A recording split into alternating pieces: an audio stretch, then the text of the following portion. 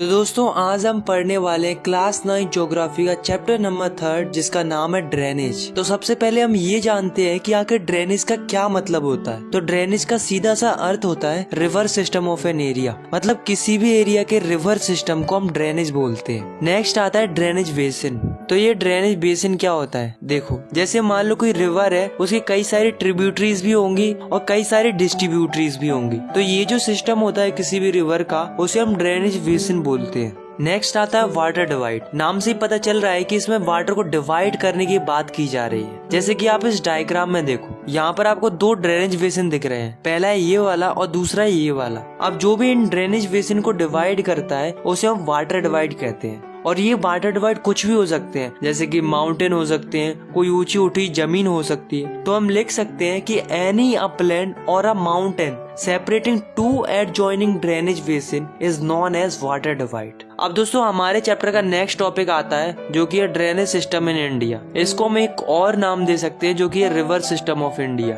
मतलब हम इसमें इंडिया की रिवर्स के बारे में बात करने वाले हैं। इंडिया की रिवर्स दो ग्रुप्स में बटी हुई हैं। पहली हिमालयन रिवर्स और दूसरी peninsular reverse. Himalayan reverse Himalaya से निकलती है और पेनिनसुलर रिवर पेनिनसुलर प्लेटू से निकलती है। हिमालयन रिवर्स पेरेनियल होती है, मतलब इन्हें पूरी साल भर पानी रहता है, क्योंकि इन्हें दो जगहों से पानी मिलता है, एक तो बरसात से, और जब बरसात नहीं होती है तब इन्हें पहाड़ों की बर्फ से पानी मिल जाता है। इसलिए हिमालयन रिवर्स में हमेशा पानी रहता है। वहीं जो पेनिनसुलर रिवर्स होती हैं वो सीजनल होती हैं, मतलब इन्हें साल के कुछ ही महीनों में पानी रहता है, खास करके उन महीनों में जिन महीनों में बरसात होती है। बाकी महीनों में इनका पानी सूख जाता है या फिर इनका वाटर फ्लो कम हो जाता है। हिमालयन रिवर्स बहुत बड़ी होती है और जो पेनिनसुलर रिवर होती है वो जनरली छोटी होती है as compare to Himalayan river. तो सबसे पहले हम बात करते हैं हिमालयन रिवर्स की। तो हिमालय से कई सारी नदियां निकलती है, पर हमें इस चैप्टर में मेनली 3 नदियों के बारे में पढ़ना है, जिनका नाम है इंडस, गंगा और ब्रह्मपुत्रा। तो सबसे पहले हम बात करते हैं इंडस रिवर की। तो इंडस रिवर तिब्बत से निकलती है और जम्मू कश्मीर से होते होते पाकिस्तान जाती है, फिर पाकिस्तान के बाद अरेबियन सी में जाकर मिल जाती है। इसकी कई सारे ट्रिब्यूटरीज भी हैं, जैसे कि जस्कर, सियोंग, चेनाब, झेलम, सतलुज, ब्यास और रावी। इस रिवर की टोटल लेंथ है 2900 किलोमीटर और इस रिवर का जो स्लोप है वो काफी जेंटल स्लोप है। Now the next river is Ganga river. अब दोस्तों उत्तराखंड में ग्लेशियर है जिसका नाम है गंगोत्री। तो वहाँ से क्या होता है कि वहाँ से भागीरथी निकलती है और इधर से अलकनंदा निकलती है। ये दोनों देवप्रयाग में जाकर आपस में मिल जाती हैं और इन दोनों के संगम से गंगा नदी बनती है और ये ईस्ट की तरफ बहती चली जाती है। फिर एक जगह फरक का जो कि वेस्ट बंगाल में लोकेटेड है, वहाँ पर जाके ये बाइफरकेट कर जाती है हुगली और भागीरथी में। हुगली कलकत्ता से होकर बे ऑफ बंगाल में मिल जाती है और जो गंगा की मेन स्ट्रीम होती है यानी कि भागीरथी, वो बांग्लादेश में जाकर ब्रह्मपुत्रा रिवर से मिल जाती है और इन दोनों रिवर के मिलने से मेघना रिवर बनती है और फिर ये मेघना रिवर बहती हुई बे ऑफ बंगाल में मिल जाती है। और इन रिवर्स का जो डेल्टा बनता है वो है सुंदरबन डेल्टा। और आपको जानकर हैरानी होगी कि सुंदरबन डेल्टा इस दुनिया का सबसे बड़ा रिवर डेल्टा है। गंगा की कई सारी ट्रिब्यूटरीज भी हैं जो कि गंगा को ज्वाइन करती हैं जब गंगा फ्लो करती है, जैसे कि यमुना, घाघरा, गंधक, कोसी, चंबल, बेतवा और सोन। गंगा की टोटल लेंथ है 2500 किलोमीटर।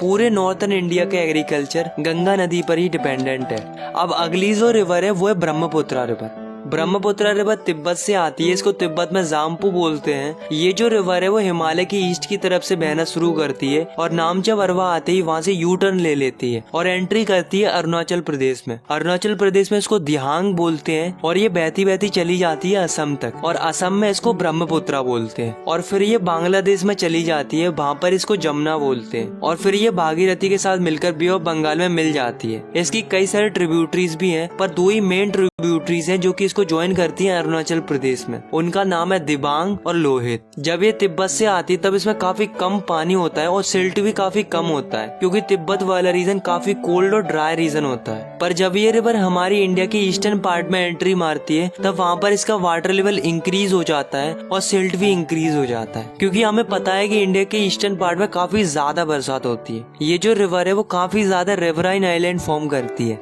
अब दोस्तों हर साल क्या होता है कि जब रेनी सीजन आता है तब रिवर ओवरफ्लो करने लगती है, जिसकी वजह से असम और बांग्लादेश के लोगों को डिवास्टेशन का सामना करना पड़ता है। Now the next is peninsular river, मतलब हम इसमें उन रिवर्स के बारे में पढ़ेंगे जो कि इंडिया के पेनिनसुलर रीजन से निकलती हैं। इंडिया के पेनिनसुलर रीजन में ज्यादातर रिवर वेस्टर्न घाट से निकलती हैं और ईस्ट की तरफ फ्लो करती हैं, जैसे कि महानदी, गोदावरी, कृष्णा एंड कावेरी। और केवल नर्मदा और तापी दो बड़ी रिवर हैं जो कि वेस्ट की तरफ फ्लो करती हैं और एस्चुरीज बनाती हैं। तो सबसे पहले हम बात करते हैं नर्मदा रिवर की। तो नर्मदा रिवर मध्य प्रदेश के अमरकंटक हिल से निकलती है और वेस्ट की तरफ बहती चली जाती है, फिर गुजरात से होकर अरेबियन सी में मिल जाती है। नर्मदा रिवर अपने रास्ते में बहुत सारी अट्रैक्टिव लोकेशन बनाती है, जैसे कि धुआंधार फॉल्स और मार्बल रॉक्स। नेक्स्ट है Tapi river. Tapi river Satpura ranges से बहती है। ये जो रिवर है वो नर्मदा रिवर के पैरेलल फ्लो करती है और महाराष्ट्र और गुजरात से होकर अरेबियन सी में चली जाती है, बट इसकी जो लेंथ होती है वो छोटी होती है नर्मदा रिवर से।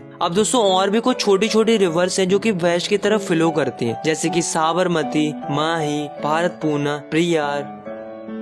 अब हम बात करते हैं गोदावरी रिवर की। तो गोदावरी रिवर महाराष्ट्र के नासिक से शुरू होकर बे ऑफ बंगाल में चली जाती है। ये जो रिवर है वो इंडिया के पेनिनसुलर रीजन की सबसे बड़ी रिवर है। इसकी टोटल लेंथ है 1500 किलोमीटर, इसलिए इसे दक्षिण गंगा भी कहते हैं। अगर हम बात करें इसकी ट्रिब्यूटरीज की, तो इसकी ट्रिब्यूटरीज हैं Purna, Wardha, Pranhita, Manjra, Wainganga and Penganga. Now the next river is Mahanadi. तो महानदी छत्तीसगढ़ के हाईलैंड रीजन से निकलती है और उड़ीसा से होते होते बे ऑफ बंगाल में चली जाती है। इस रिवर की टोटल लेंथ है 860 किलोमीटर। अगली जो रिवर है वो है कृष्णा रिवर। कृष्णा रिवर महाबलेश्वर से शुरू होती है और बहते बहते बे ऑफ बंगाल में मिल जाती है। इसकी जो ट्रिब्यूटरीज है वो है तंगभद्रा, कोयना, घटप्रभा, मूसी एंड भीमा। इस रिवर की टोटल लेंथ है 1400 किलोमीटर्स। नेक्स्ट है Kaveri river. Kaveri river western Ghat की ब्रह्मगिरी हिल से बहना शुरू करती है और तमिलनाडु के कुंडालोर से होकर बे ऑफ बंगाल में मिल जाती है। इसकी टोटल लेंथ है 760 किलोमीटर्स। अगर हम इसकी ट्रिब्यूटरीज की बात करें तो इसकी ट्रिब्यूटरीज हैं अमरावती, भवानी,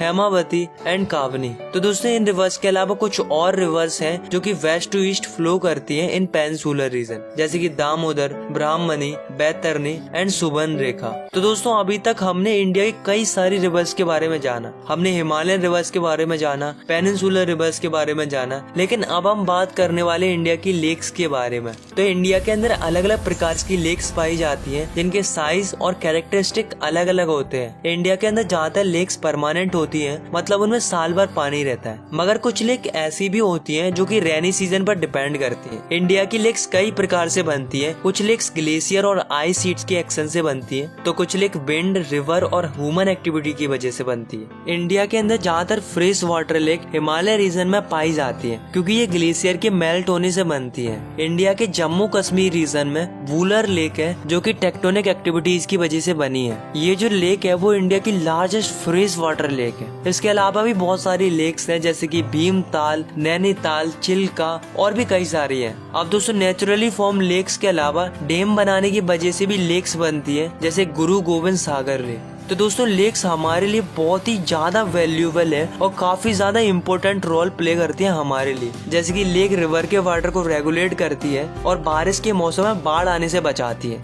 लेक की मदद से हम इलेक्ट्रिसिटी जनरेट कर पाते हैं by developing hydro power plant. Lakes अपने आसपास के क्लाइमेट को मॉडरेट करते हैं और एक्वाटिक इकोसिस्टम को भी मेंटेन रखते हैं। लेक्स किसी भी जगह की खूबसूरती को बढ़ाते हैं, जिसकी वजह से टूरिज्म को भी बढ़ावा मिलता है। लेक्स के अलावा रिवर्स भी हमारी इकोनॉमी के लिए काफी ज्यादा इम्पोर्टेंट रोल प्ले करते हैं, क्योंकि रिवर्स का पानी हम इरिगेशन के लिए यूज करते हैं, नेविगेशन के लिए इस्तेमाल करते हैं और हाइड्रो पावर जनरेशन के लिए भी इस्तेमाल करते हैं। लेकिन दोस्तों लोग अपने फायदे के लिए इन रिवर्स को बर्बाद कर रहे हैं। Domestic, municipal, industrial and agriculture के लिए पानी की डिमांड बढ़ रही है, तो लोग क्या कर रहे हैं, काफी ज्यादा क्वांटिटी में पानी निकाल रहे हैं नदियों से, जिसकी वजह से जो वाटर लेवल है नदियों का वो डिक्रीज हो रहा है। और जो इंडस्ट्रीज होती है उनका जो गंदा पानी निकलता है उसे सीधा नदियों में डाल दिया जाता है, जिससे हमारी रिवर्स पॉल्यूट होती जा रही है और पानी की क्वांटिटी भी डिक्रीज होती जा रही है। और ये गंदगी इतनी ज्यादा हो रही है कि रिवर्स अपने पानी को सेल्फ क्लींस भी नहीं कर पा रही है। तो इसके लिए हमें और हमारी गवर्नमेंट को इस पर ध्यान देना होगा, जिससे हमारी रिवर्स और लेक्स हमेशा साफ बनी रहे। नो डाउट गवर्नमेंट प्रयास कर रही है, बट और भी ज्यादा फोकस्ड होने की जरूरत है। आई होप आपको ये वीडियो पसंद आई होगी। अगर आपको ये वीडियो पसंद आई तो आप इस वीडियो को लाइक कर सकते हो और चाहो तो आप इस चैनल को सब्सक्राइब भी कर सकते हो ऐसी क्लास 9 की वीडियोस आगे देखने के लिए। बाकी मिलते हैं